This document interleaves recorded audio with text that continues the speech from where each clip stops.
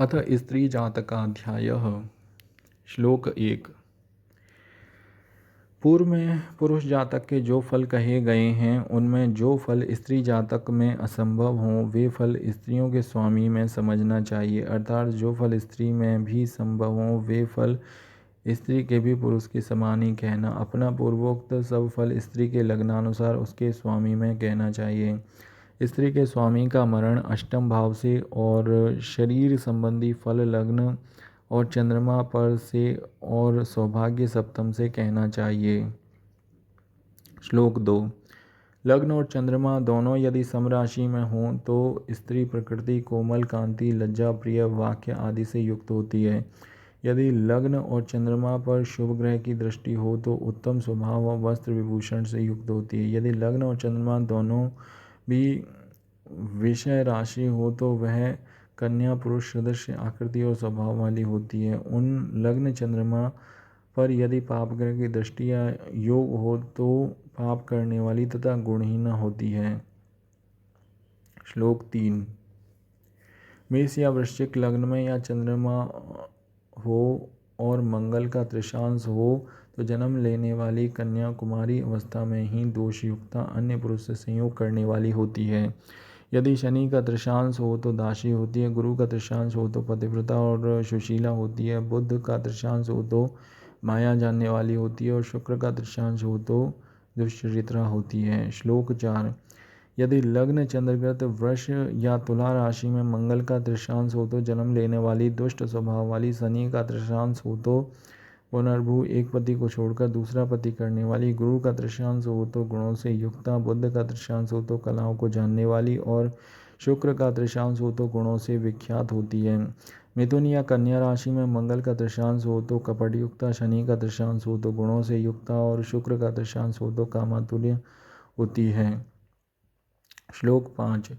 कर्क राशिगत लग्न या चंद्र में यदि मंगल का त्रिशांश हो तो स्वच्छंदा स्वतंत्र स्वभाव वाली, शनि का त्रिशांश हो तो पति को मारने वाली, गुरु का त्रिशांश हो तो बहुत गुणों से युक्ता, बुध का त्रिशांश हो तो शिल्प कर्म में निपुण, शुक्र का त्रिशांश हो तो दुराचारिणी, सिंह राशि में मंगल का त्रिशांश हो तो दुराचारिणी होती है। सिंह राशि में मंगल का त्रिशांश हो तो पुरुष के स्वभाव वाली, सिंह का त्रिशांश शनि का त्रिशांश हो तो उल्टा, गुरु का त्रिशांश हो तो राजपत्नी, बुध का त्रिशांश हो तो पुरुष के समान आचरण वाली, शुक्र का त्रिशांश हो तो नीच पुरुष से संग करने वाली होती है। गुरु राशि धनु मीन में मंगल का त्रिशांश हो तो अनेक गुणों युक्ता, शनि का त्रिशांश हो तो थोड़ी रति पति संभोग करने वाली, गुरु का त्रिशांश हो तो अत्यधिक गुण वाली, बुध का त्रिशांश हो तो विज्ञान जानने वाली और शुक्र का त्रिशांश हो तो आसक्ति व्यभिचारिणी होती है।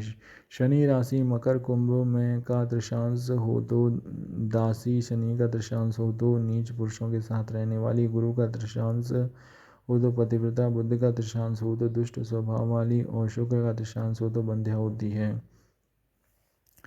श्लोक 6।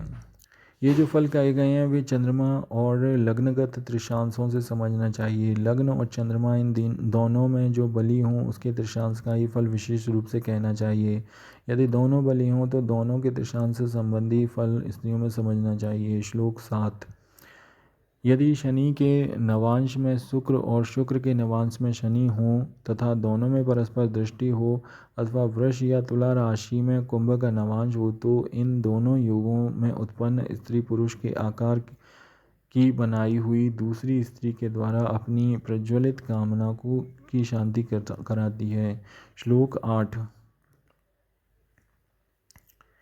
लग्न और चंद्रमा से सप्तम भाव यदि ग्रह रहित हों, निर्बल हों और शुभ ग्रह से अदृष्ट हों तो इस योग में उत्पन्न कन्या का पति नीच पुरुष अनुद्योगी होता है। यदि सप्तम भाव में बुध और शनि हो तो उस कन्या का पति नपुंसक होता है। सप्तम भाव में चर राशि हो तो कन्या का पति परदेशी होता है। सप्तम भाव में रवि हो तो अपने पति को छोड़ दी जाती है। सप्तम भाव में मंगल हो तो बाल विधवा होती है। शनि सप्तम भाव में हो तो वह कौमार्य में ही वृद्धावस्था को प्राप्त होती है।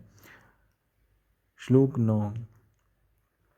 यदि तीनों पाप ग्रह सप्तम भाव में हो तो वह स्त्री विधवा होती है। यदि पाप और शुभ ग्रह दोनों सप्तम भाव में हो तो पुनर्भू एक पति को छोड़कर दूसरा पति करने वाली होती है।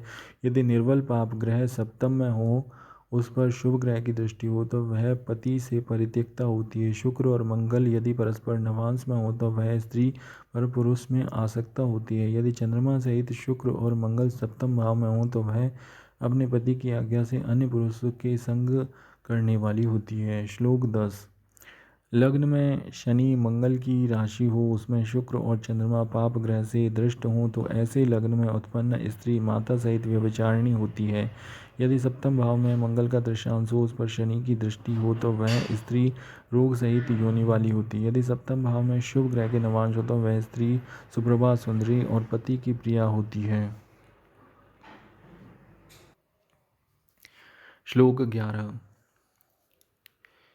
सप्तम भाव में शनि की राशि या नवांश हो तो उस कन्या का पति वृद्ध और मूर्ख होता है। मंगल की राशि या नवांश हो तो उसका पति स्त्री लंपट और क्रोधी होता है। शुक्र की राशि या नवांश हो तो उसका पति अत्यंत सुंदर और भाग्यवान होता है। बुध की राशि या नवांश हो तो उसका स्वामी विद्वान और निपुण सूक्ष्म बुद्धि होती है। श्लोक 12।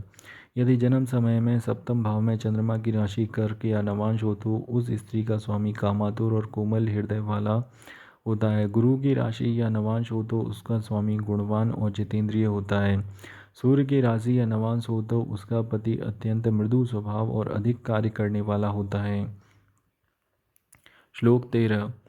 जन्म लग्न में चंद्रमा और शुक्र हो तो स्त्री ईर्ष्या वाली और सुख से युक्ता होती है। बुध और चंद्रमा हो तो कलाओं को जानने वाली, सुख और गुणों से युक्त होती है। बुध और शुक्र जन्म लग्न में हो तो लावण्यवती, सौभाग्यवती और कला को जानने वाली होती है। यदि तीनों शुभ ग्रह बुध, गुरु और शुक्र जन्म लग्न में हो तो अनेक प्रकार के धन, सुख और गुण वाली होती है। श्लोक 14। जन्म समय में लग्न से अष्टम भाव में पाप ग्रह हो तो वह स्त्री विधवा होती है। वैधव्य योग में अष्टमेश जिस ग्रह के नवमांश में हो उस ग्रह की अवस्था बाल, युवा, वृद्धावस्था या दशा अंतरदशा समय में वह स्त्री विधवा होती है। यदि शुभ ग्रह द्वितीय भाव में हो तो उस स्त्री का ही मरण स्वामी के समक्ष में होता है।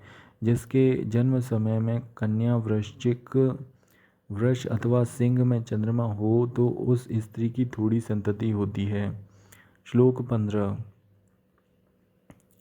जिस स्त्री के जन्म समय में शनैश्चर्य मध्य बली हो, चंद्रमा, शुक्र और बुध निर्बल हो, रवि, मंगल, गुरु ये बलयुक्त हो और विषम राशि मेष, मिथुन आदि लग्न हो तो वह स्त्री पुरुषिणी, बहुत पुरुष को रखने वाली या पुरुष समूह में रहने वाली होती है। यदि सम, वृष, कर्क आदि राशि लग्न में हो तथा गुरु, मंगल, शुक्र, बुध ये बलयुक्त हो तो वह स्त्री संसार में विख्याता, अनेक शास्त्र में निपुण और ब्रह्म विद्या को जानने वाली होती है। श्लोक 16। जिस स्त्री के जन्म समय सप्तम भाव में पाप ग्रह और नवम में कोई ग्रह हो तो उस नवमगत ग्रह के समान पूर्वोक्त शाक्या, जीविक इत्यादि प्रवर्ज्या को वह स्त्री प्राप्त करती है। नवम भाव में ग्रह नहीं हो तो प्रवर्ज्या नहीं होती। इस अध्याय में जो कुछ फल कहे गए हैं वे सब विवाह लग्न, कन्यावरण, कन्यादान, प्रश्न लग्न और प्रश्न लग्न से भी विचार कर समझना चाहिए। अर्थात जो शुभ लग्न कहे गए हैं उन्हीं में विवाह आदि करना चाहिए, अशुभ में नहीं। इति स्त्री जातकाध्याय चतुर्विंश अध्याय समाप्तः।